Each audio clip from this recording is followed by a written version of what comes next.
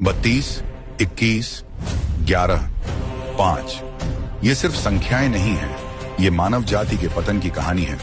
गरुड़ पुराण के अनुसार कलयुग के अंत तक मनुष्य मात्र 1 फुट का रह जाएगा और उसकी आयु होगी सिर्फ 20 वर्ष। क्या हम उसी भविष्य की ओर बढ़ रहे हैं? गरुड़ पुराण के अनुसार जब भगवान ने सृष्टि की रचना की, तब समय को 4 युगों में विभाजित किया गया। सतयुग, त्रेता युग, द्वापर युग और कलयुग। हर युग में मानव की आयु, शक्ति, कद और धर्म पालन की स्थिति अलग अलग निर्धारित की गई। सबसे पहला युग था सतयुग, जिसे सत्य, तप और धर्म का युग कहा गया है। शास्त्रों के अनुसार इस युग में मनुष्य की औसत लंबाई लगभग 32 फीट होती थी और उसकी आयु 1 लाख वर्षों तक मानी जाती थी। मानव अत्यंत तेजस्वी, बलशाली और दिव्य गुणों से युक्त था। इसी काल में भगवान ने मत्स्य, कूर्म, वराह और नरसिंह जैसे अद्भुत अवतार धारण किए। समुद्र मंथन जैसी महान घटना भी इसी युग में हुई, जब सृष्टि की रक्षा के लिए भगवान शिव ने विष का पान कर नीलकंठ स्वरूप धारण किया।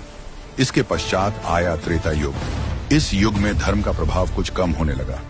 मनुष्य की लंबाई घटकर लगभग 21 फीट रह गई और आयु घटकर 10,000 वर्षों तक सीमित हो गई। इसी युग में भगवान ने वामन, परशुराम और मर्यादा पुरुषोत्तम श्री राम के रूप में अवतार लेकर अधर्म का नाश किया और धर्म की पुनः स्थापना की। तीसरा युग था द्वापर युग, जहां पाप और पुण्य का संतुलन लगभग बराबर हो गया।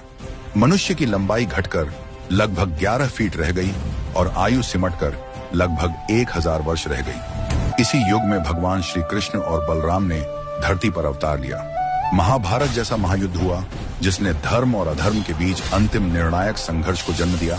और अब चल रहा है कलयुग, जिसे अधर्म, भ्रम और नैतिक पतन का युग माना जाता है। आज मनुष्य की औसत लंबाई केवल 5 से 6 फीट रह गई है और आयु घटकर लगभग 60 से 70 वर्षों तक सीमित हो चुकी है।